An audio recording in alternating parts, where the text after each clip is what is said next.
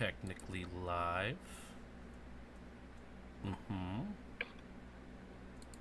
We need to get some intro music going too. Uh, let's get through a first episode first and establish something, Oh yeah, and let's then make we'll our work mark. on intro music and stuff like that. Yeah, let's make our mark first. Exactly. So, on that note, what's going on, everybody? This is Zord Base Commander hanging out with. It's your boy Ryuji. How's it going? Yeah, and this is the Anything Goes School of Mixed Martial Arts podcast, where we don't actually talk about mixed martial arts. Exactly. We talk about anything but mixed martial arts. How ironic is that? Exactly. But, yeah. So we should lay down some ground rules real quick. Like, first rule of Anything Goes School of Mixed Martial Arts podcast, we don't talk about Fortnite. Second rule of Anything Goes Mixed Martial Arts podcast is you do not talk about Fortnite. And the final rule of the Anything Goes School of Mixed Martial Arts podcast is you don't talk about Fortnite. No. I got it. The final rule. Because we're probably going to keep adding rules at the end of each podcast if we keep going at this rate. Right. But the absolute final rule is leave your safe space at the door. We are all about, we're going to say some stuff. It might offend you. It might make you laugh. At the end of the day, we kind of don't care because we're all about Anything goes. There you go. We're here to make you laugh anyway if we can at all possible. And we're here to remind folks, y'all need to have a sense of humor because these just jokes. That's right. And with today's society, everybody is finding every reason to get offended about anything every time.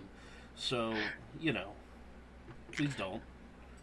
I'm often reminded of this quote that I recently saw on Twitter. I forgot who it was. When I find it, I will post it somewhere. But it goes, paraphrasing it a bit, it goes something like, how can a generation who's grown up on South Park and Family Guy has become so sensitive? Become so easily offended. It's ridiculous. Right? It is so ridiculous. I mean, half the crap in fucking like Family Guy and South Park is brutally offensive, and we laugh at her. They have so much, and now people are like, oh my god, you used the wrong acronym referring to me. Even though this is the first time we've ever met and you don't know anything about me, but I'm truly upset because you said guys, and I do not identify as guys. I'm sorry, did you just assume me, a total stranger, my gender? Exactly. Relax, everybody. Calm down. Life is not, what should I say? Life is not, PC. People are not, special butterflies. Everybody's a little bit racist sometimes. Or however that song goes. That's fucked up. That's an actual song in a what was it, in an Avenue Q? Isn't that Avenue Q who does that song? I have no clue. Everybody's a little bit racist. Or is that in what's it called? That one Broadway musical done by the creators of South Park about Mormons. The Book of Mormon. It is Avenue Q, original Broadway cast. I knew it! Avenue Q. Your deep cuts, man. I had no clue what that was. Fucking Muppets, man. Muppets. Offensive Muppets at that. Oh yeah, by the way, we're gonna curse too. Yes, we will. There will be cursing. So yeah, now we're just here. This is Ryuji is my best friend. He's been my best friend forever. At this point, we met when we were 10 at school. Addison, and we met out on the playground talking about some Mortal Kombat 2. Hell yeah! On some Game Boy action. I know how to do that fatality. Man, doing fatalities on the Game Boy version of Mortal Kombat was damn near impossible. It You really had to have was. like 5 thumbs in order to pull that shit off. You really, really did. And we found out we lived near each other, and one day I tracked him down, and 20 some odd years later, we still talk to each other and still like each other. So, hey, we'll call it. Yeah. I mean, But if you can tolerate a person's presence for that long, then you can pretty much say and do whatever with them, right? exactly. Exactly. And, on top of that, we are an odd pairing. Well, not really an odd pairing nowadays, but we are an odd pairing. You know? I guess you could. I guess you could say we are the modern day odd couple. Yeah. Do Yeah. do do do do do do do do. Except for, I thought I was a slob, and then and then you and your wife stayed in my room, and I swear to God, dude, Hurricane Dom, no, thank you. Excuse me, Dude, guys. we were okay. We came to visit. Number one, number two. When you come to visit, you basically are living out of a bag, which means rules of engagement are pretty much come as you go and go as you come. It I was mean, like if a I, hurricane went off in my bedroom here. I'm talking. There were like small cities destroyed. There were all right, people running around homeless. It was insane. all right, you want to talk about neatliness? Let me tell you something. This dude has so many pop caps. I mean, Funko Pops, literally scattered all over the place. It's like if you have watched that one car chase sequence in The Matrix, where all the cars started piling up at the end when Neo comes in to save the day at the very last moment. That's what happened to all those Funko Pops. They're scattered literally all over the place. They're There's no not. rhyme or reason to any of that shit. Everything is strategically placed where it belongs. Okay. Strategically placed. Yes. Yes. All Might and Ash are on top of my computer protecting them. The Zords are over on the side of my desk, and the rest of them are all on boxes besides Kira's wall of nerd. Kira's Wall of Nerd, which happens to include one of the Predators and one of the aliens, I Actually, believe. all of the aliens. All of the aliens. Oh, my bad. Yes, she has now. Now she has all of the alien pops. Okay, get it right. Oh, well then. Yes. Excuse me for my ignorance. Damn straight. Best learn and recognize. Anyways, so now that we've introduced, well, actually talk a little bit about yourself, Tag, because All right. inevitably everybody knows who I am because this is going up on my YouTube channel. They got to figure out who the hell you are. Oh, yeah. Who the hell am I? Oh. My name is Ryuji. That's Ryuji. I like to draw anime titties. App description. If you guys Okay. are wondering, I call him by his nickname Tig, but that's because years and years of friendship. Yeah, years and years of friendship and eating Frosted Flakes cereal. That is originally where I got my nickname, Tiger. He calls me Tig. A lot of my family members call me Tig or Tiger or some variation of it. Anyway, on the internet, I'm known as Ryuji, especially when I'm playing video games online, if that ever occurs, and when I'm doing the doodly doos of drawing women mostly, but basically trying to branch myself out there as a budding game design person and general graphic artist. Let's see. I had a channel here on YouTube. Well, we're on Twitch right now. We're on Twitch right now, but once this gets posted on YouTube, well, her. Near her.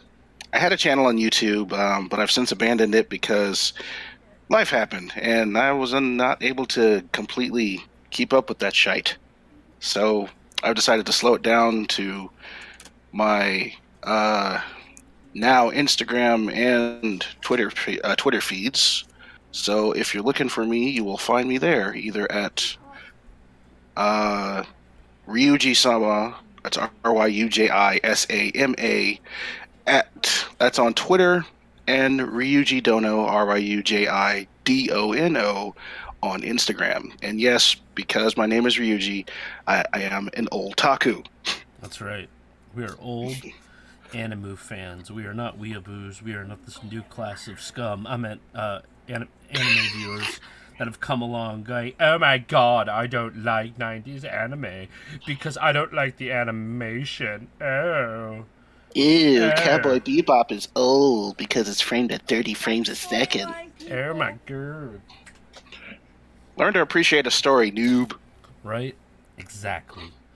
All that stuff will be in the description, and so that way you guys can check them out. Mm-hmm. So, That being said, though, I do enjoy some of the current anime stuff. oh, I do But yeah, too.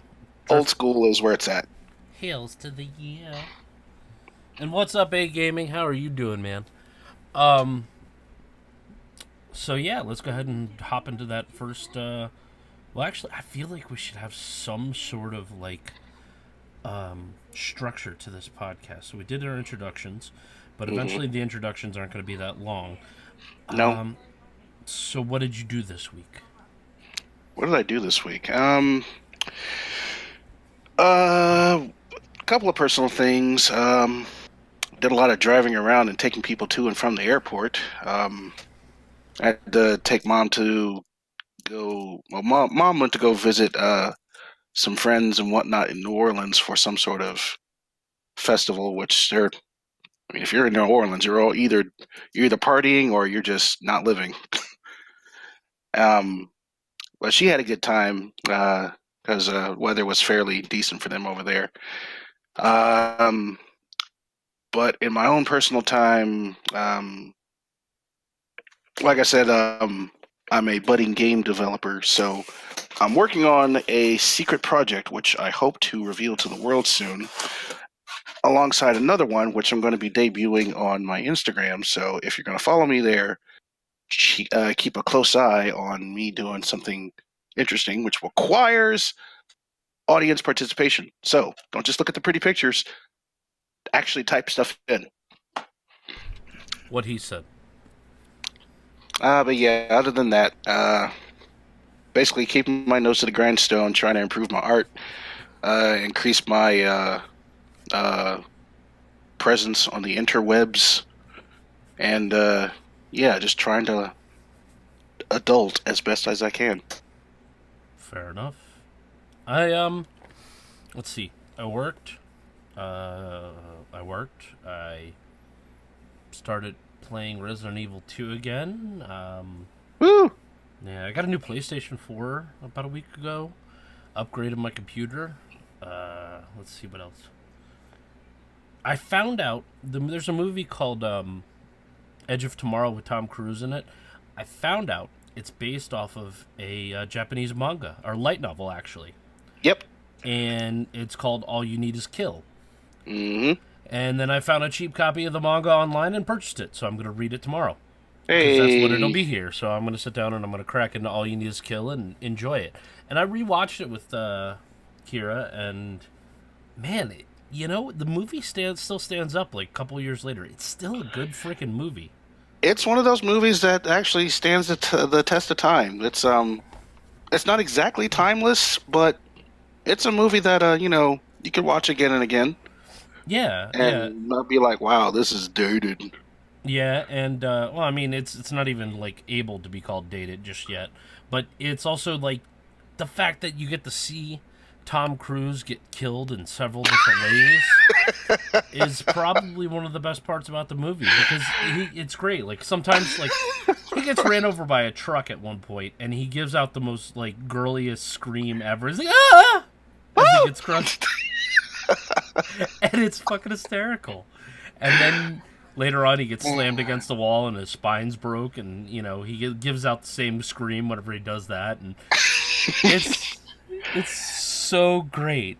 It's almost the ABCs of Death, starring Tom Cruise. Yes, and it's like every time he wakes up, it gets increasingly goofier.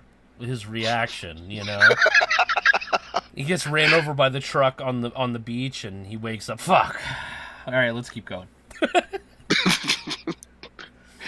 And it's a solid movie. It really is. And regardless of what kind of lunatic Cruise is in his personal life, he does good movies still.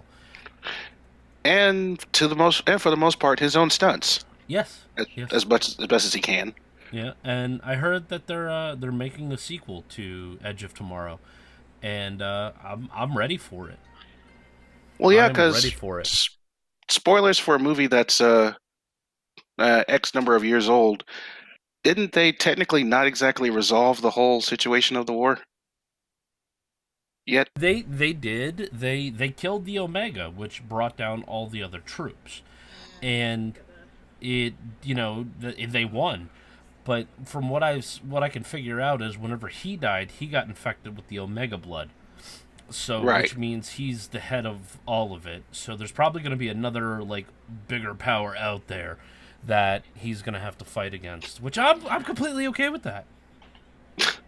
Another, basically, Jiren to his Goku. Yeah, basically, more or less.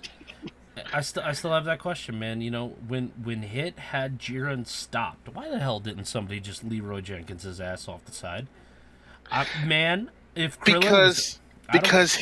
because Hit is stronger than time itself, man. I mean, Jiren is stronger than time itself, Yeah, as literally quoted by one of the characters. What the fuck, Toriyama? there was enough time. Okay, there was enough time for Krillin to run his ass up there, grab Jiren, and push his ass off with him. Okay, Possibly. I mean, don't get me wrong. I love the fact that Android 17 won. I do. Android 17's the GOAT. It was the most beautiful thing ever when he turns around and he's like, "Hey!" And we get that amazing sequence of Goku and Frieza flashing in between their super forms while they're pushing his ass off the side. Oh man, I don't care Awesome. what anyone says about anything about Dragon Ball related, but that final sequence alone, what they pulled off with a non-movie budget, Yes. that was amazing It was amazing. Absolutely freaking amazing. and very cathartic for longtime DBZ fans like you and me. Yep. Yep. Yep. You're not wrong. You're not wrong. But Frieza's still a bitch, though. He is. He is indeed. He is indeed. Growing up, man, growing up, me and Tony, we didn't start out on DBZ. Nope, Our first anime was not Dragon Ball Z or Sailor Moon or anything on Toonami. they were Uh, among the first, but not the first. my first anime was Iria, Zerum the Animated. I sat down and watched it with my grandmother when I was Hey, like 8 or 9. I don't even remember how old I was, but I was young. And it came mm-hmm. on, sci-fi channels, summer of animation. With that heavy metal intro. Hosted by Apollo Smiles. Hell yeah, Apollo Smile. Yeah. She's a voice actor now. Really? Yeah, she did the one thing that I remember her being her most famous for is she does the voice for Ooh La La from Space Channel 5. Oh, yeah, I remember that. Yeah. Huh. But yeah, no, that was the first anime I ever watched. What was the first anime you ever watched? God, it's hard to remember, but I'll boil it down to three that I remember seeing the earliest. Um, and these aren't in any particular order, but I remember watching on during my Saturday morning cartoon block. I remember watching Ronin Warriors. Down OG. Hell yeah, Armor Wildfire, bitch. That's right. Um, let's see, Vampire Hunter D. That was also during the sci-fi anime block, the I Sci-Fi remember Channel that. anime block. Yep. And weirdly enough, uh, this is like way before I was even old enough to watch this. And here's a funny story about it. Um, okay, the anime that I remember watching being one of my first was Ninja Scroll. That's actually right in there with my first couple animes too. And here's Yep. I think that's like one of the you see these random animes and then everybody remembers the yummy ice cream scene from Right? from Ninja Scroll. Yeah. You go to the Blockbuster and you're like, wow, these cartoons look cool. I'm gonna rent it. Yeah. And here's the thing. back then, when I was a kid, I was going through my ninja phase. You know, everybody was either watching Teenage Mutant Ninja Turtles or playing Ninja Gaiden on NES or watching Power Rangers or some shit. Hell yeah. Um, and I was amongst one of those geeks, of course, because Mm-hmm. freaking ninjas, man. Hell yeah. So me and my dad, we go to the local Blockbuster one afternoon on a Saturday, and he's like, "Want to rent something for the weekend?" He's like, "Yeah, let's do it." So we walk in, and I immediately go to the cartoon section, and then I see this big ass yellow sign that says anime. And I'm like, anime? That kind of sounds like animation. I wonder what it's all Mm-hmm. about. And eventually I see all the covers with all the cartoon drawings on it, and I'm like, wow, these are cool. And then, of course, my eyes immediately trail right over to Ninja Scroll in all of its dark ass ninja glory. My dad walks over and he's like, "Oh, something with ninjas on it. You want to watch it?" Yeah, can we take it home? And granted, this was me when I was like 7. I was 7 years old when I first saw Ninja Scroll. I Yeah. took that stuff home, popped it into my VHS, and as soon as it got to that one scene, I immediately turned off the TV because I didn't want my parents hearing it. Pause. Yeah. My uncle got a copy of the VHS and showed it to my parents and my grandparents, and I was sitting up on the stairs watching the whole thing when that happened, and I'm like, uh, and then it passed, and I kept watching. Kept watching. Such a great That's- movie. That's right, kids. Ninjas be fucking. Well, not particularly. That was just more of a terrible rape scene. Well, that part and the Oh yeah, I forgot about that part too. yeah, the dude he's just going at it, and it's at the same time literally having he's having a mission debrief with one of the main characters. Yep. Just going at it with this geisha girl at the same time. Like, well, oh, this is just another day. Right? Thank you for the update. Now keep doing what you're doing. Yes. Continue on. Bang, bang, bang, bang. Continue on. Bang. Exactly. Oh shit. Yeah, nowadays everybody like, I'm so offended by this. Oh my god. Yeah, like the especially with like modern day anime that tries to be super edgy. Oh Like my the first episode of Goblin Slayer, people lost their shit. Oh my god, it's a rape scene. Ah! Like, I'm not sure if it's me being desensitized to seeing it in a bunch of anime and hentai growing up, but I'm like, does this make it any worse than previous offenders? Right? I mean, yeah, it's a pretty rough opening, especially for the first episode. But I think what everybody's issue was is it lured them into a sense of, oh, it's just gonna be another one of those adventure animes, and then we got goblins. they thought it was going to be another isekai. Wow, I get transported into this new fantasy world. That means I get to play everything like my D&D characters. And then there's goblins. And then there's goblins. And if you So haven't, it is- go ahead. So it is So it's exactly like your D&D characters. If your Yeah. GM was a dick. Yes. Indeed. If you Dungeons have and Dragons hard mode. really, actually, there is a book for it, all of that. It's the Book of Cardinal Sins. Yes. I do have it somewhere for 3.5. My old DM had it too, and every time you mention it, he says, "No, we're not using this." Right? Oh, no fun. That's no fun. That's no fun at all. I assume he had his reasons, so he Probably. left it at that. Because humans are sick fucks. Anyways, Yeah. if you haven't watched Goblin Slayer, give it a watch. It's fucking fantastic.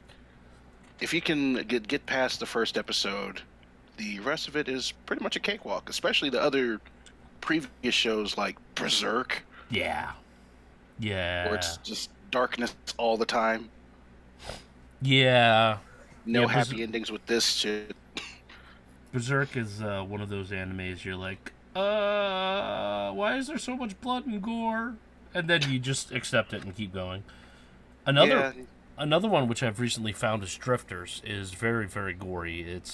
There's killing all over the fucking place. well, it's because it's made by the same. It's literally the same team that made Hellsing. Yeah, I know, which is why they all look like Hellsing characters. Yeah, main Which character is- looks like Samurai Alucard. He really does. And I'm okay with that. I am completely okay with that. I even like the main character. He's fucking nuts. He's like, He's even oh, wearing red armor all the time too, yep, like the same shade of red as Alucard's coat. yes. Oh, I want your head. I will have your head. He is obsessed with chopping people's heads off. Well, that was a thing back in feudal Japan. Like people's heads were trophies. Yeah, but he buries them and with honor and respect. Well, you do that to the ones that you respect, but to the ones that you want to offer as a gift to your warlord, you cut them off nicely, clean them up, and then douse them with some perfume so that you can show them off to your, as a conversation piece at your next dinner party. That's not morbid at all. At all. No, it's wholesome, in fact. All right, let's get into the news. What do you got for us? The news. Let's see here. How about we talk about let's see here. Oh, I got one. All right. We were talking about anime-based movies and whatnot, right? Yeah. So let's talk about one of the most recent, which has become also one of my favorites, Alita: Battle Angel. I've heard fantastic things about that. It is actually a really good movie. I'm glad. It's and in fact, I would probably say it is the best anime/manga adaptation made to a live-action film that I've seen ever. And this is comparing it to like the live-action version of Rurouni Kenshin, the live-action version of Death Note, and not the Netflix one. That shit is garbage. That is garbage and a dumpster fire, and nothing will ever save that. I don't even know why they're trying to come up with a sequel for it, but that's on Netflix. I've watched it, and if you don't know the source material, it's fine. and as Even trash, if the main character is a dumbass. yes, and as I'm just gonna say it, man. I'm just gonna say it. I hate the source material. I hated that show. It was so fucking boring. It was the worst. Yeah. It was one of the worst animes I have ever watched. I mean, it was boring. I'm gonna write some names in this book and kill people because I think I'm doing it for a good cause. Ha ha ha ha ha ha. And then he dies. Death Note, you gotta. It's an acquired taste, and it's one of those things where you either like it or you hate it. And the original stories and the manga and the anime, I actually enjoyed it because of the later cat and mouse games. The main character plays with the person who's trying to catch him and bring him to justice later. Because I'm one of those people that appreciates those mind games. But moving on to what we were talking about earlier. Uh-huh. This comes from comicbook.com. All right. Alita: Battle Angel is proving industry insiders wrong with its box office haul. After being labeled a premature flop, the live-action anime take has managed to wow fans, and it has got the bankroll to prove it. This weekend, new box office numbers rolled in, and Alita: Battle Angel is still holding on. The film came in third place behind How to Train Your Dragon, The Hidden World, and A Medea Family Funeral, which he's still making those movies. Hey, man. Alita. if you're gonna go, might as well commit. You know what I mean? He's still making money off of him, so can't hate him. He's still Can't hate making him. money. Right. Do if it ain't broke, don't fix it. Alita earned an estimated $7 million after 3 weeks upon release, a figure that pushed its total domestic gross to a whopping $72 million. This domestic gross is only a piece of the puzzle, as Alita's global total is chugging along at full speed. The movie is airing in more than 80 markets total, and Box Office Mojo reports its foreign box office being at a massive 278.1 million. Currently, the film's damn. worldwide gross is an impressive 354.4 million in just 18 days into release, making it the fifth highest grossing movie of 2019 so far. Y'all, it's a good movie. Damn. It's not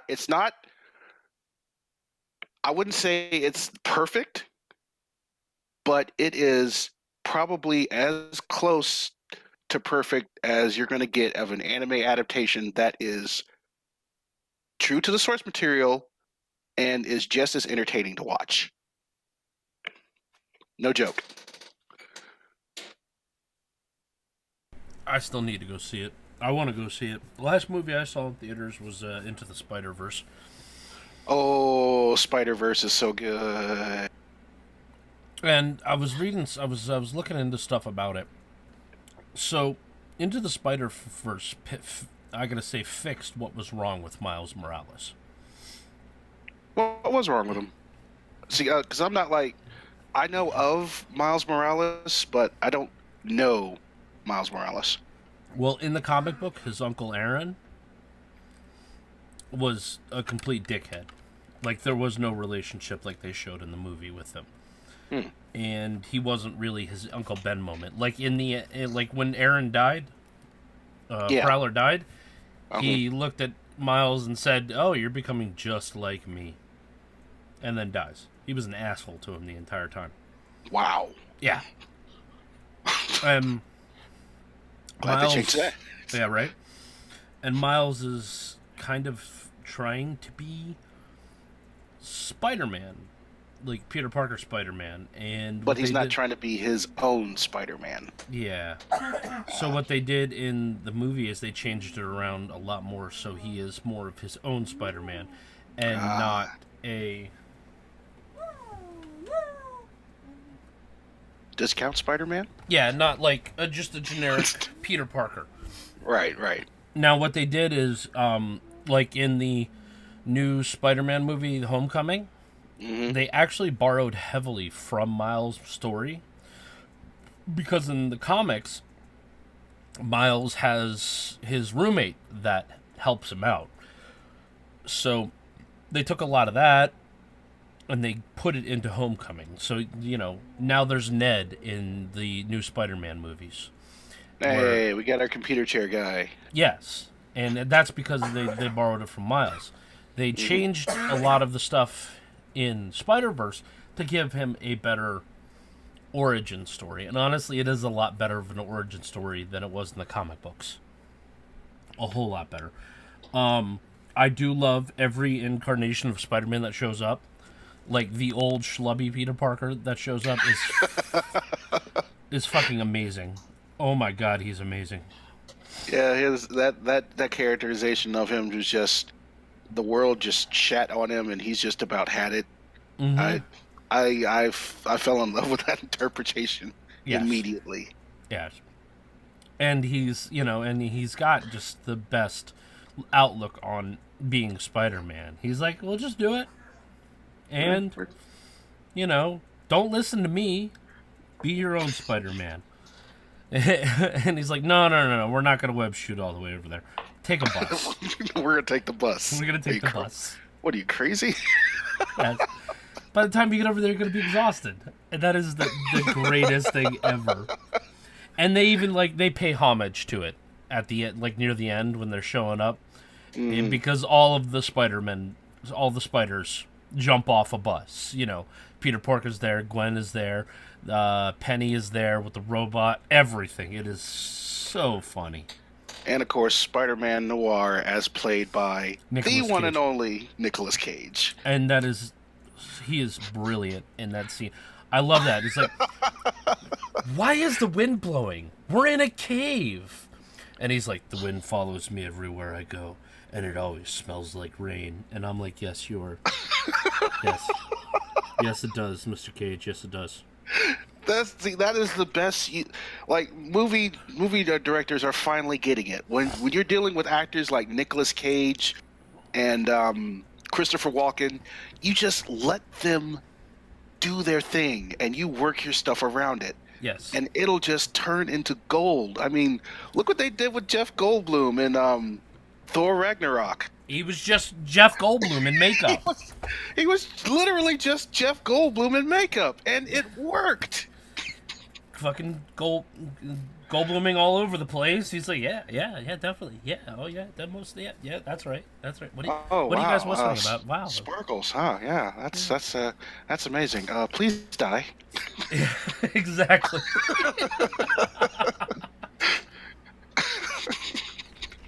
I love it, man. I mean, yes, I agree with that. So a lot of these actors that are kind of set in their ways, if they let them just do it, they get fucking gold. Right.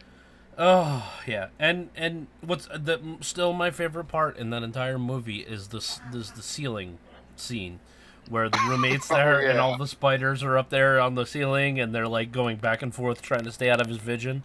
Uh-huh. And then Porker's like, "Do animals talk in this dimension? I don't want to freak them out." He just collapses right there and then.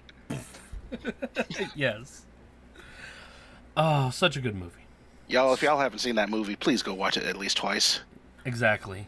Because it is not just a movie, it is a movie that is filled with memes, and you will miss at least two if you're not careful. What's really cool about that movie is that they animate each one of the Spider-Men in a different way. Right. Like Peter Porker is animated like he would be animated, like an old, He looks like a cartoon. Tex Avery cartoon. Yes. And Noir is animated like a Noir comic book. And so on and so forth. Penny Parker looks like an anime cartoon character. Yep. And Gwen Stacy's all pop and neon colors and whatnot and all the new age girly things, I guess. Yeah. Oh yeah, no, they did a brilliant job with the movie. Oh yeah. Absolutely brilliant. I have very little complaints about that movie. Oh yeah. So, Battle Angel Alita. Mm-hmm. Have you ever read the manga? Movie. Made a lot of money. Hell yeah. What about it? Have you ever read the manga? That's the thing. I've actually never read the manga. I've seen the anime back and forth lots of times, but I've never read a page from the manga, and it's still going to this day. Seriously? Yeah, there's a new series out. It's like way into the future. Like, I think like a good 100 years or so. Wow. And Gally is basically, she's trying to cement her own place in the world, but people already know of her. Okay. And what's his name? The doctor who worked on her, he's long gone. In fact, most of the people that she knew in the beginning, they're all either dead or long gone or whatever. But this new series picks up like just continuing the timeline, and it's been going ever since the guy started making it back in the 80s. That is fantastic. I never knew that. See, yeah.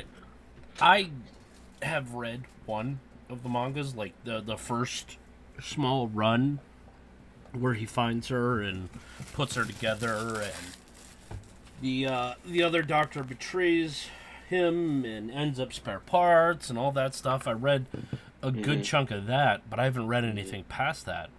And of course, I've seen the anime. The anime is drab as fuck. Oh my god, it's so depressing. It does. There are very few high points in that anime, but it's not a bad anime to watch. Oh hell no, it's amazing anime. It's very much 80s anime. It's 80s schlock. So if you're into 80s schlock anime, this is right up your alley, especially for us old takus. Yes, absolutely. Just the kind of the what we're missing in today's anime is um, kind of that no hope, It's sad anime. You know what I mean? it's no hope without being edge lord. You know, Yes, yes, absolutely. Not everybody has to be Edge Lord Supreme, like and things are bad, but we're dealing with it. exactly, exactly. They left a lot of the dystopia future stuff in the Mm, past, which I guess kind of is part to the course with the anime. The anime feel, because you got to remember when anime started after World War II, it was meant to encourage the Japanese people's spirit so that way they could recover from getting just fucked up in World War II. And right, freaking Astro Boy, aka Adam, if you're of the Japanese inclined, was literally created to lower fears of the hydrogen and atom bombs that were dropped in atom Hiroshima and bombs, Nagasaki. atom bombs, hydrogen Yeah. bombs didn't come till later. Oh yeah, atom bombs. But yeah, he was literally created to help lower that fear that they had of those bombs being dropped in those two major areas. Yep. And then you get these phenomenal shows from the 70s like Star Blazers and Galaxy Express Ooh. 39, Captain Harlock, Queen Captain Emeraldus. motherfucking Harlock. Yeah, and you get these animes that are so fucking amazing, and they're sad. They are very sad, but at the And same we're time, not just talking about the characters though. We're also talking about like the setting. It's like you want to like we're talking like these dreamscapes that just like if you've ever seen the Never-Ending Story, the first movie, um the part where Artex, the horse, gets pulled into the swamp of sadness.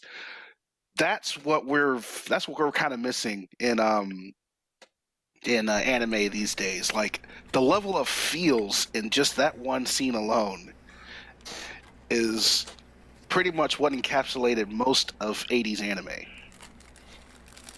yes, he's absolutely right, because in that moment, it was sad, it was painful, but you knew there was still hope. Yes, Artex was never going to finish the adventure with Atreyu, but you knew Atreyu would carry on after that just dominating loss, He That, had to. he had to, he had no choice. And a lot of those 70s and 80s anime showed that, this is a bad situation, but we will prevail. Star Blazers, hands down, still shows that perfectly, because at the beginning of Star Blazers, they have 1 year to get to another galaxy to get what they need to fix the Earth, and they have everything they need, and they fight from one side to the other for an entire year just to make it to Iskandar, get what they need, and make their way back home as fast as possible to save the Earth. And the entire time they got the Gamelons on their ass, fighting and shooting and trying to kill them.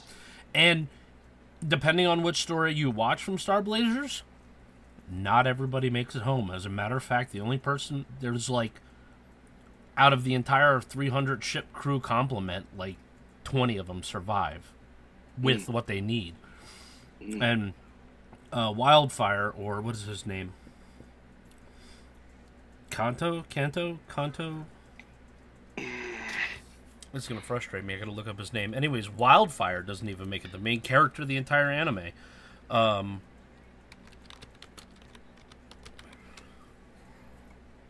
Let's see. They're telling me you're literally looking it up right now. I am literally looking it up right now. It's gonna annoy the shit out of me. Dude, we're in the middle of the news section. We only done one.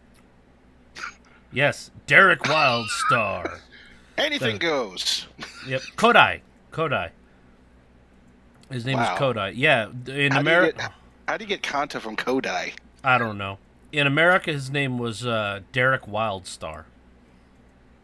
And in the Japanese version, Space Battleship Yamato, he is Susumu Kodai. Mm. And him and his girl die at the end of the fucking adventure. It's insane. And then you have the rest of the series, which he's still alive apparently, but blah blah blah. And it's anime at that point. They're just trying to make money. Yeah, no, I thought it's that's the story of a lot of anime back then. 'Cause it it was really still is. it was still new and experimental. Yep. Yes, indeed. All At right. So, times, you would literally see directors throwing shit against the wall and see what sticks. yeah, you're not wrong. So what do we got next? I have another article here, the gaming-related article, unless you've got something. Go ahead. All right. This one probably guaranteed to piss a lot of people off. Activision Blizzard says layoffs could negatively impact our business. No No shit. shit! Last month, during a fourth quarter results conference call, Activision Blizzard CEO Bobby Kotick announced that the company had enjoyed a record year and also that they were going to lay off hundreds of their employees. Someone needs to stab that motherfucker in the throat and let him bleed out in a ditch full of rain. That would probably be a light sentence for him. Now, Activision Blizzard's annual Forum 10K report, published on February 28th, has appeared, and it says that the consequences of these layoffs could negatively impact our business. That said, textbook cover-your-ass disclaimers are what 10K filings are all about. The phrase negatively impact occurs 48 times within the document in other such painfully obvious statements as, if we do not consistently deliver popular, high-quality content in a timely manner, or if the consumers prefer competing products, our business may be negatively impacted. However, Durr. indeed, the schadenfreude of a well-performing company getting rid of 8% of their staff and then having to admit that, as a consequence, things might be more difficult in the future remains delicious. It really does. What a bunch of fucking idiots. Oh my god. Why would you say, hey guys, we're doing great, and then Fire a immediately bunch of turn the people. next page and just literally give the shaft to hundreds of your employees after you said things are looking up? Because what's his face needs to be able to afford the cocaine and hookers, man. That's right. Cocaine and hookers. Apparently, Neither of those are cheap separate. They're cheap separate, but they're really expensive together. right? Mm. I just I don't even what a fucking idiot. Somebody should have fired this guy a long time ago. Yeah. Yeah, they should have. Honestly, a lot of the AAA gaming industry has gone to hell lately. Especially with it's people sad. with. Yeah. Who was it? Go ahead. I think it was Iwata, Nintendo CEO. Mm. He gave up part of his pay during. Oh, Iwata is the goddamn saint. Yeah. Like, He was when- like, "Oh, we're not doing well. Well, let me give you part of my paycheck, so that way Right. you can pay our people, and they can He keep took- working." he took a pay cut and said, "This is on us as leaders of this company. We will make sure that we will correct this mistake." And he made sure that his employees were taken care of. And these motherfuckers over here are like, "Oh no, I can't do that. That will interfere with my life. Oh, we'll just lay off employees." Our game only sold 5 million copies. I guess we need to fire 1,000 people. Right? I know. I will never understand AAA developers. I don't either. I really don't either. It's like, I don't know. I can't even. I don't even want to even at this point. Like, I'm with you. that the best advice that I could take away from this is to never go beyond indie. Just don't go AAA. Always stay indie. Yep. You're absolutely right. You'll have better control over your products, and there's no corporate bullshit to have to go through. No red tape to get tied up in. Nope. Idiots. Not a brain cell among them. No, not at all. So, that all you got? That's what I got so far. Okay. All right. So, let's see. What did I want to talk about? Oh, bloody Choose hell. a topic to talk about. I need to write this stuff down. Or have it open in a new tab. Yeah, that too. Speaking of DOA and stupid decisions by companies, and this is the one that I can't even fucking fathom. Thank you, I know American what this Nerd Life. is. Thank you. Go for it. Go for it. Hold on. Let me get the company name correct here before I say anything here, so that way I don't sound like a complete yup. Team Ninja. Koei Tecmo Games. Mm-hmm. Okay. Has released Dead or Alive 6. And if you want all of Season 1, I reiterate, Season 1. Not Season 1 and 2 and 3 and 4. No. Just the first Season Pass. It is only a small sum of $92.99. That is, let's see, almost $33 more than the fucking game itself. Are they mental? And this is all you get. You get, for this $92 Season Pass, you get additional character Phase 4, an exclusive bonus costume for Kasumi, and deluxe costume set, 25 costumes, and deluxe BGM set, 3 tracks. You get 3 tracks. You get 3 measly tracks, a bonus costume for an existing character. It looks like one additional character.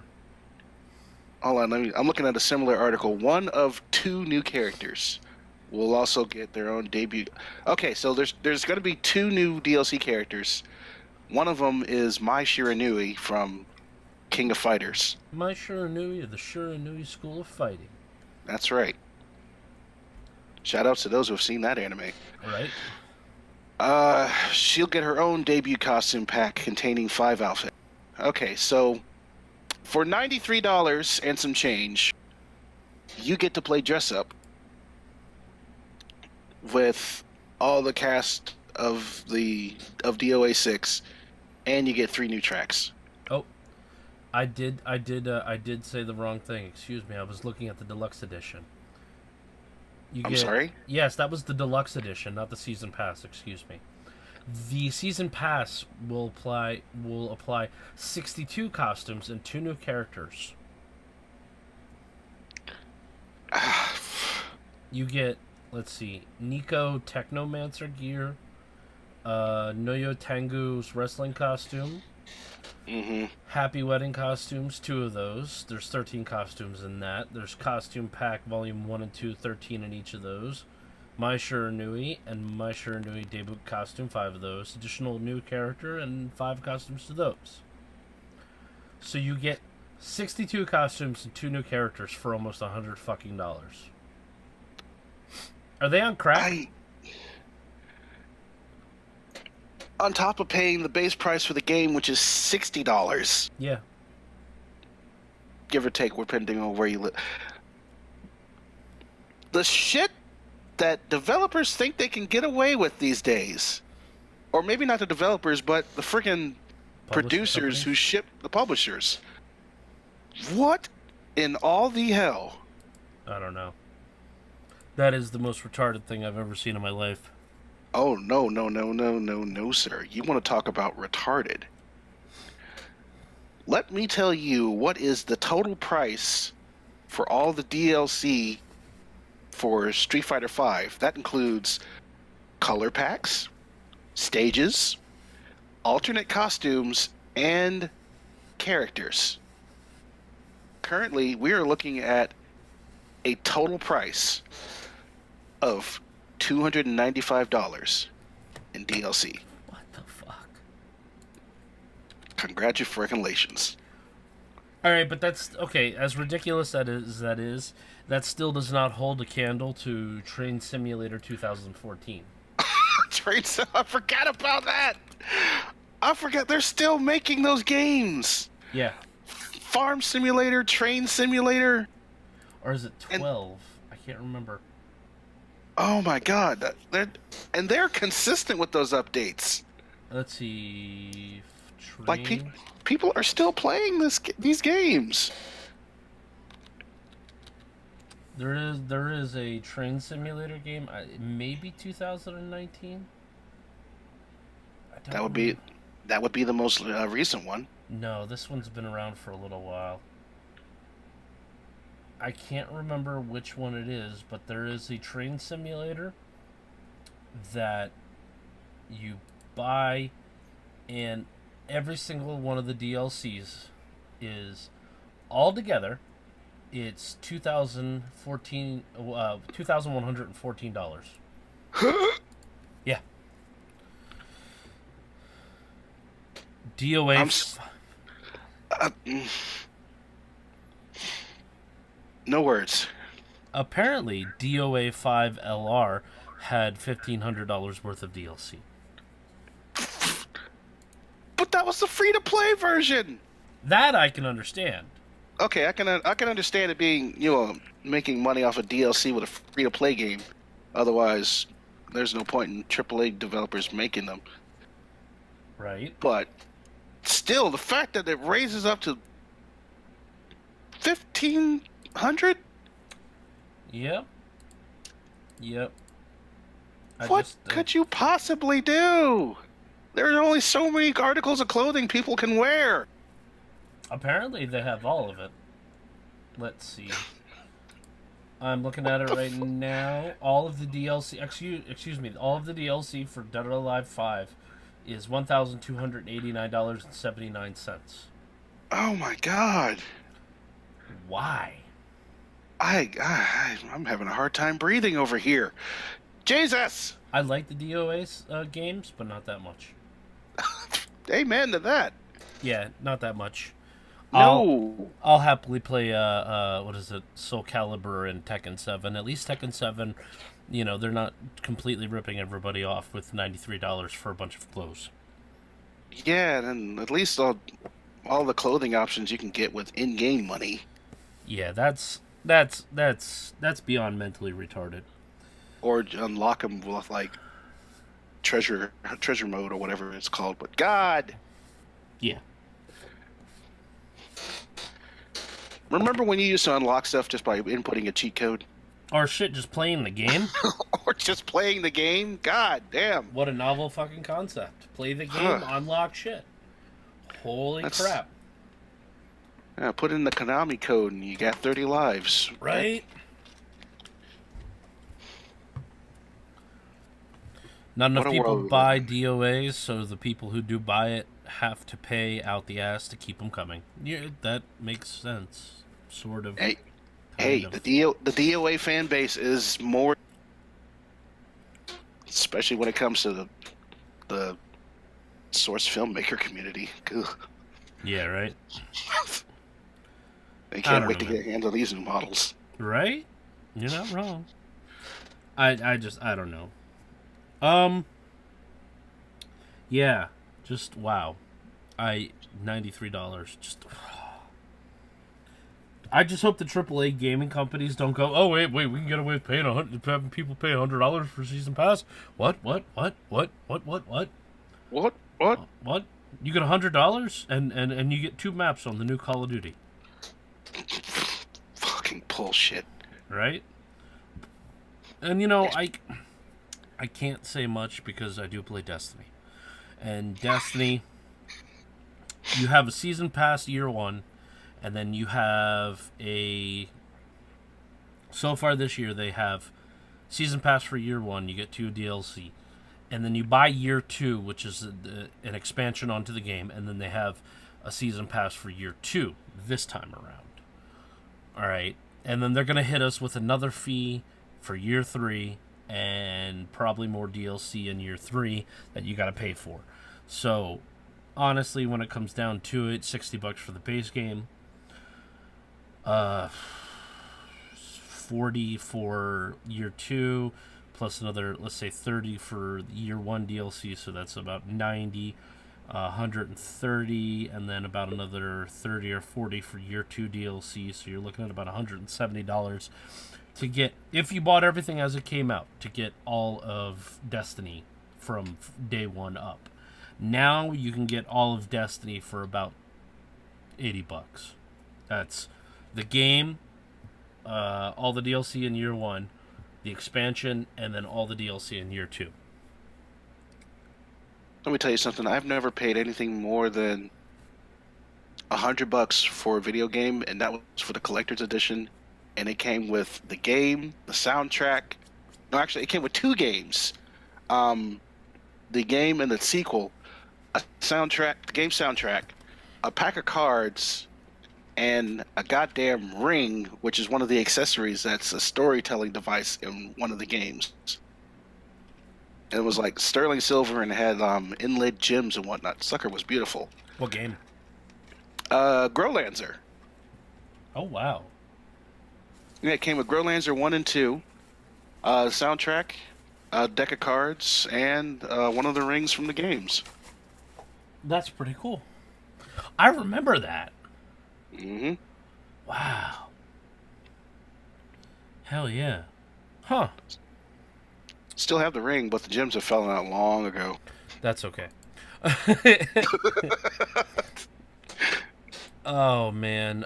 So Anthem is not very successful. From everything I've heard, it's boring as shit.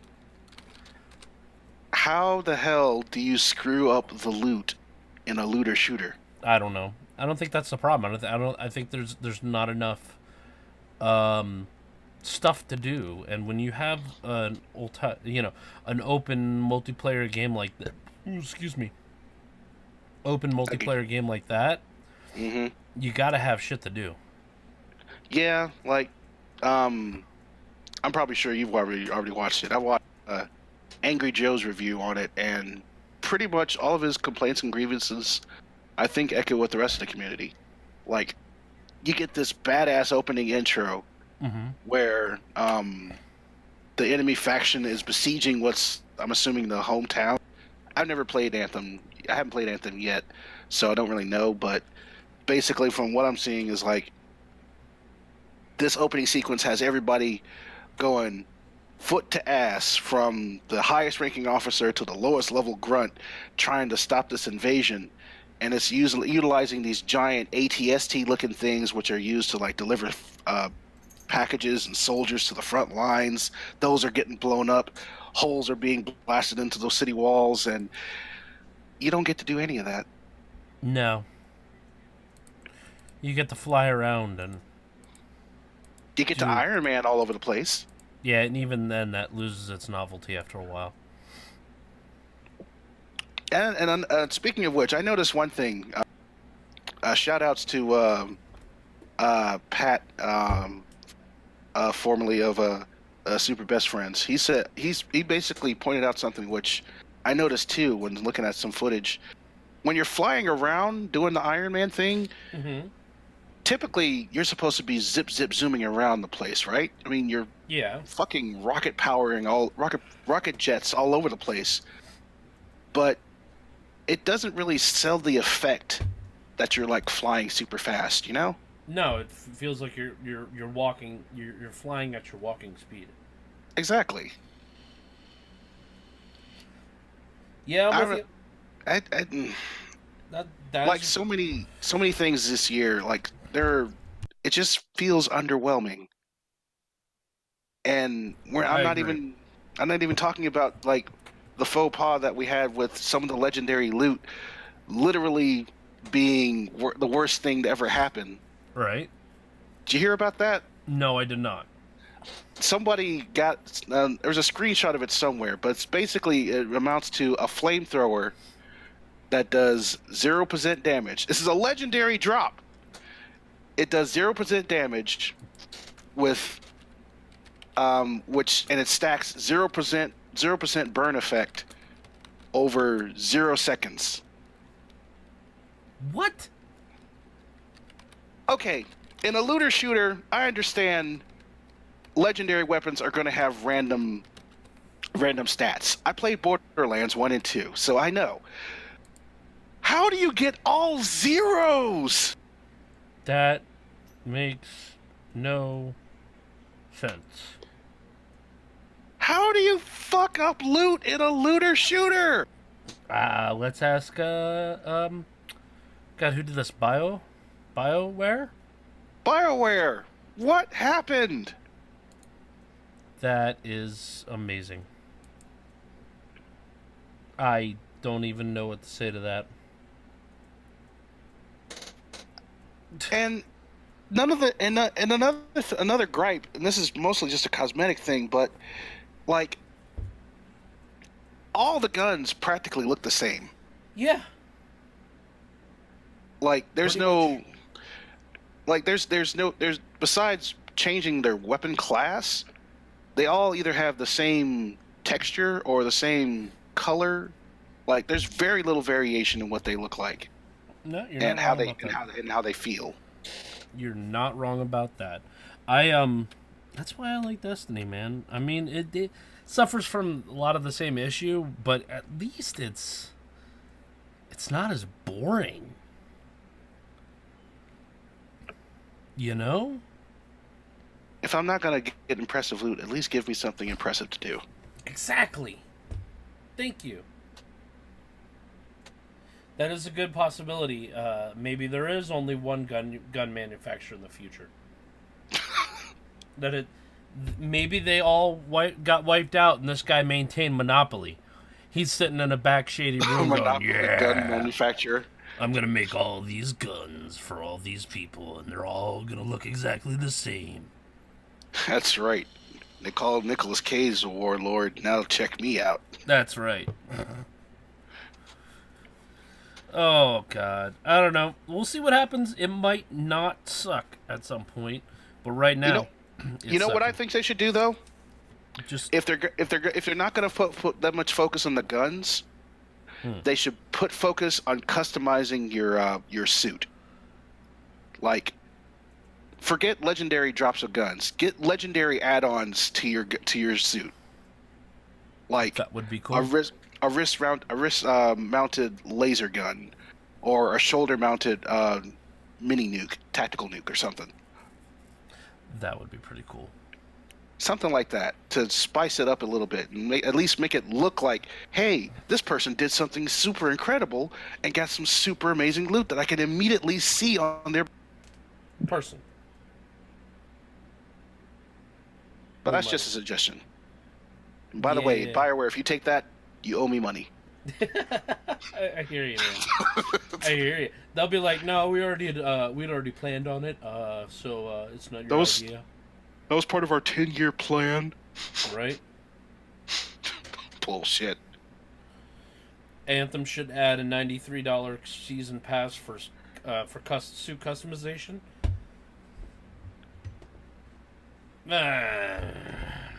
Depends. Like, if it gets to the level where you can customize your suit, like you can customize your mech in what's that? What was that game series? Not Mech Warrior.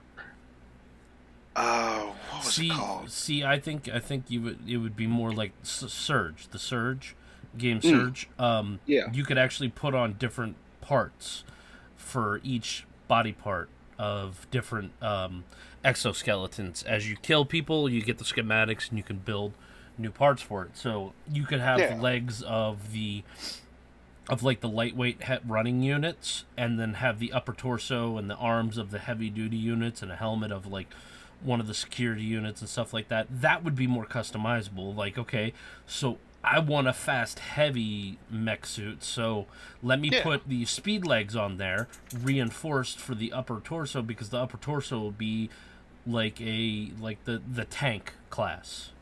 There you go. Gundam Breaker. Like that. That would be fucking amazing if you could customize it like that. Rather than have these set designs where it's limited based on what the developer comes up with, have the opportunity to literally custom suit. If it had the same customization level as Gundam Breaker, I'll pay $100 for the game. Okay. Okay. All right, so we covered. Let's see. Eventually, whenever this picks up a little bit of traction, we're going to put a question section around the end of this here so anybody can ask any questions at the end of the show. so that we Ask the audience, or maybe a mailbag or something. Yeah. Oh yeah, definitely. Um, but no, I mean that's really about it. We have a couple games coming up soon. We got Devil May Cry comes out Tuesday. We have Days Gone coming up April. There's another game that I was looking at. I can't remember what it was. It comes out later on in March. Well, I got this covered. I got look. Let's take a look at what's. Let's try to make this like a normal thing where we got game release week.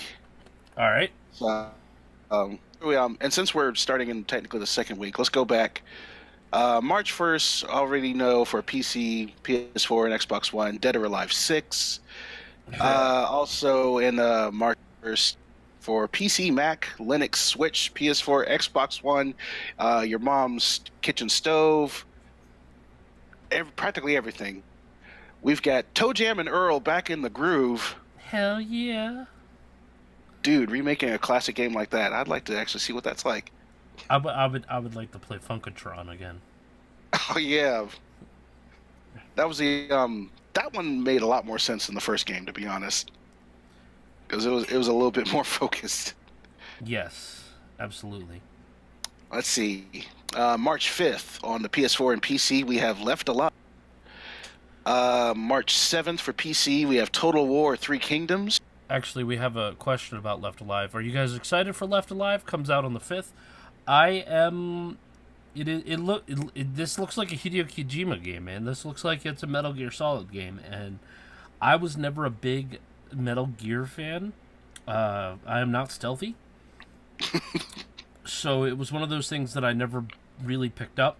It looks awesome, and I will probably inevitably watch somebody play it. It looks pretty cool. So it's like a combination Metal Gear and This War of Mine. Interesting. This War of Mine was a fantastic game. Stressful, but fantastic. Mm. Go ahead. Well, continuing on. Let's see. Total War: Three Kingdoms for PC on March 7th. March 8th. Here it comes. Devil May Cry 5. It's your boy. Coming out on PS4, Xbox One, and PC. Y'all go support that shit, because I don't know about y'all, but Devil May Not Cry featuring Don't Tay left a terrible taste in my mouth. Right. Don't Tay. That's funny. Continue. Either Don't Tay or Dino, as some people like to call him. Dino. Figure that one out. And finally, on March 8th, we've all got Kirby's Epic Yarn for the 3DS. Woot woot. Woot woot, indeed. For happy fun times, look up Kirby's Epic Yarn. And that's about it for the games of the week. Okay, cool. Cool. Hell yeah. Hell yeah, brother. Hell yeah. Alright, so at this point, I'm going to have to call it a night because I need to go to bed because I have to be at a butt crack in the morning. We're going to try to do this show a little bit earlier on Sundays. I will upload this to YouTube at some point in the next couple of days. But after we kind of go over that list, we were going to do a question section. So if you guys are on the Twitch channel, you guys can hit us up with questions. Or if you're in the YouTube comments, please leave your questions in the YouTube comments for us to answer next week.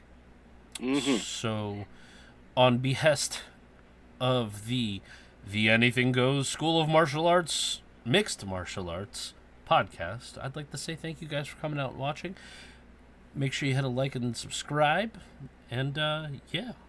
What you got, Ty? And remember, if you make an ass of yourself, there's always going to be someone to ride you. Hee-haw.